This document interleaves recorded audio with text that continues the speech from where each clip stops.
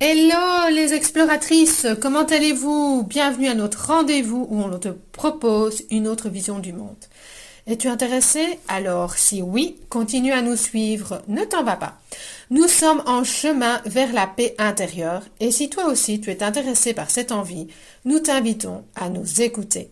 Nous sommes Marina et Aurélie et nous démarrons une série de podcasts où tu vas pouvoir explorer un chemin peut-être différent que celui d'habitude.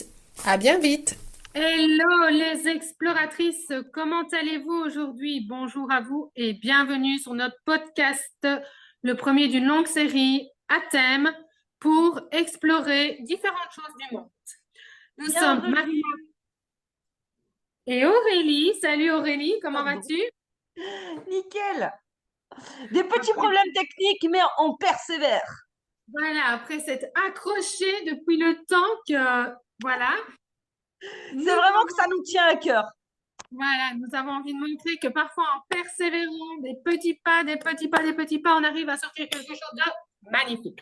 Yes. Voilà, donc aussi, moi je suis bien au taquet, énergie à Plus, 100%. plus.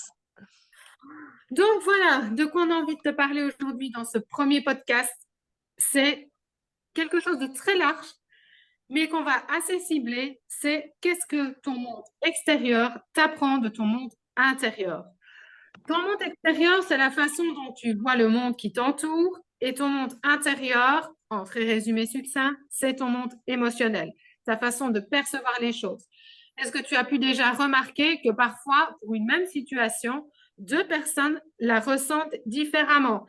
Est-ce que tu as pu déjà aussi observer dans ta vie qu'à différents moments, même à des années de différence, tu peux ressentir une même situation tout à fait différente?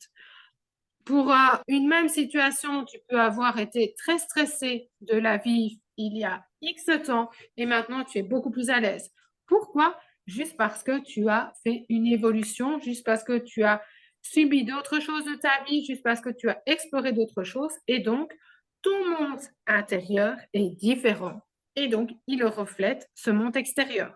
Nous, on avait envie de faire le sens inverse, c'est d'apprendre à te connaître, à observer, savoir en fonction du monde extérieur, la façon dont tu le vois, quel est ton monde intérieur.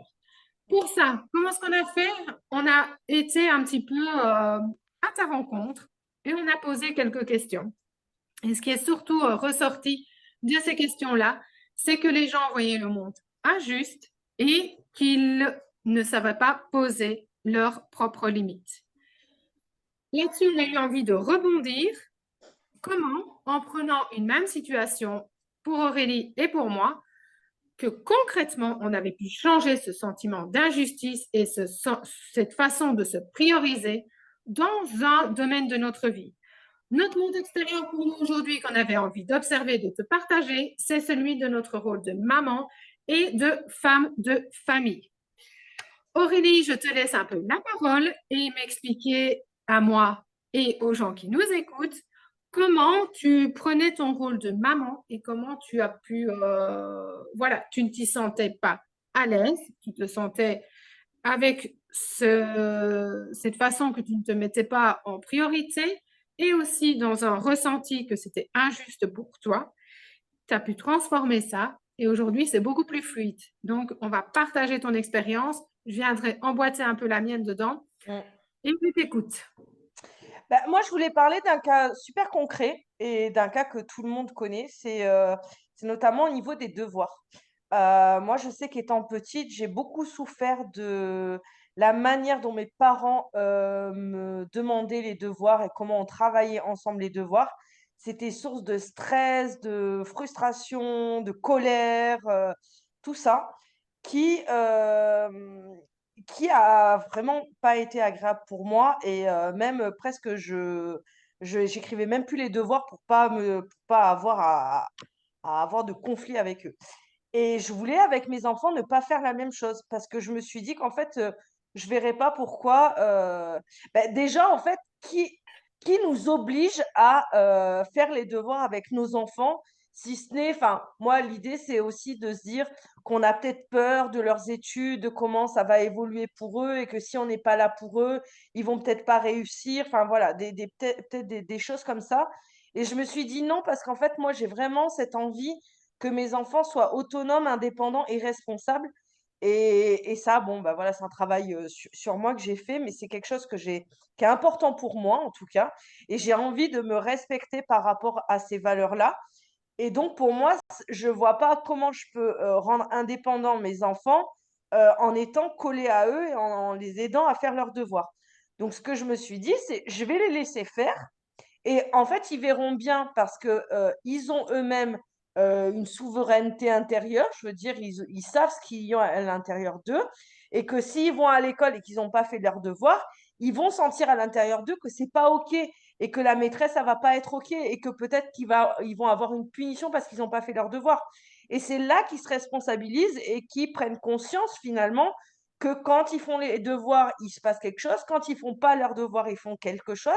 Et donc, ils ont eux-mêmes leur propre libre arbitre.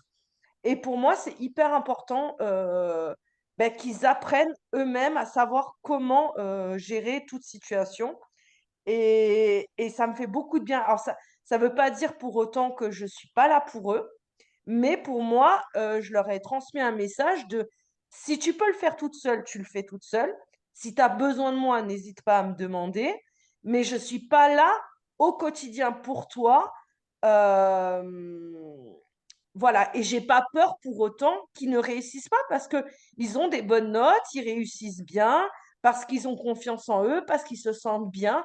Pour moi, c'est important plutôt de créer un sentiment de sécurité à l'intérieur d'eux pour qu'ils puissent avancer comme il faut dans la vie.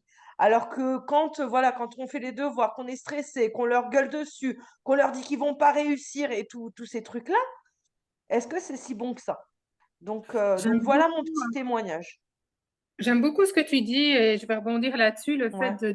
de dire, voilà, commence et si tu as besoin, je suis Mm, là. Déjà, ça donne un cadre de sécurité, ça donne mm. une responsabilité et c'est juste. Parce que cette Ouais. injustice, il peut être vis-à-vis du parent, mais vis-à-vis de l'enfant aussi. Aussi. Ça peut être injuste pour lui de ne pas le laisser commencer ses devoirs tout seul. Il Puis y a des enfants qui il peut ont envie sentir pas grand, enfin, tu vois, il peut ouais, sentir diminué pour le coup. Ah, je d'être en peux pas y colère. arriver tout seul, en fait. Ben si. Donc, c'est clair que moi, ça fait écho avec la maman que j'étais avant. Mm, Et, euh, et je me souviens que pour ma part, ce moment de devoir, c'était très rythmé. Donc, moi, j'avais une organisation très rythmée par rapport à ça.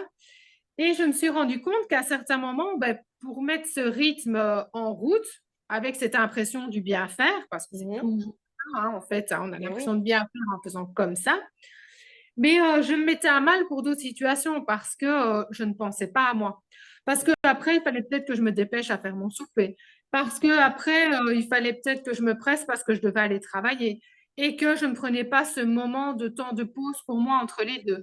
Mm, Et donc, moi, je me suis mis souvent à mal dans ce souci de bien faire pour autrui. Et mm, donc, je m'oubliais. Je mm, me donnais entièrement pour l'autre et je m'oubliais moi-même. Ça me donnait, souvent c'était la colère qui prenait le sentiment derrière en me disant, ouais, mais... Et je me sentais très énervée. mm, Et donc, moi, j'ai voulu changer ça en me disant, ben, OK, il y a certainement une façon de pouvoir, voilà, ne plus être en colère. Donc, j'ai travaillé là-dessus pour savoir d'où elle venait. Donc, je me suis rendu compte que c'était le fait de ne pas me poser non plus en priorité. C'était aussi ce sentiment d'injustice de devoir tout faire, c'est ça. devoir, parce que c'était ce que moi, je m'imposais avec moi, et ça se jouait juste avec moi. Et donc, ben, c'était injuste pour tout le monde. C'était injuste pour moi, c'était injuste pour mes enfants, c'était peut-être injuste pour mon mari qui allait rentrer et qui allait peut-être se prendre ma colère parce que ça lui allait bien et que je ne savais pas quoi en faire et que lui est Et arrivé au oui. bon moment. Et donc, voilà, donc c'est plein de petites situations de quand tu observes ton monde extérieur et quand tu Mm, prends un pas et d'observer cette situation. Donc, nous, on a voulu se caler sur cette situation de maman, de femme au foyer, de femme à la maison et d'observer. mm. Mais tu te rends compte que tu n'es pas juste ni vis-à-vis de toi, ni vis-à-vis Non, des autres, mais non. et que tu ne te positionnes pas en priorité. Et si tu ne te positionnes pas en priorité, ben, tu sais pas te respecter et tu sais pas respecter les autres non plus. Mm. Et puis moi, Donc il y a voilà. aussi je me rends compte que pour moi, c'est vraiment important cette histoire de me sentir en paix. Et en fait, j'avais besoin à l'intérieur de moi d'être en paix. Mais comme à l'extérieur de moi, je voyais de la colère, de la frustration, de l'énervement, ben, je ne pouvais pas être en paix à l'intérieur de moi. Donc c'est pour ça que j'ai préféré observer et changer la manière de faire. Et en fait, en étant dans cette manière-là, ben, je me dis, mais en fait, je me sens vachement plus apaisée parce que je n'attends rien de mes enfants n'attendent rien de moi. Et c'est assez équilibré comme relation. Et ça fait du bien, en fait. Oui, parce que être en paix, c'est se respecter. Et À c'est ça. partir du moment où on te respecte, on rentre dans des situations plus de paix et de sérénité. Et je pense que voilà, le dialogue, la communication non violente, etc., ça fait partie aussi Oui, de toute cette observation, de tout ce qu'on peut apporter pour changer la situation. oui, Mais parce bon, qu'après, il en y a tout des règles aussi à imposer quand même, finalement. Moi, je vois ma fille, si je lui dis pas quand même, fais attention à l'heure de tes devoirs, elle va me faire les devoirs à 22 heures.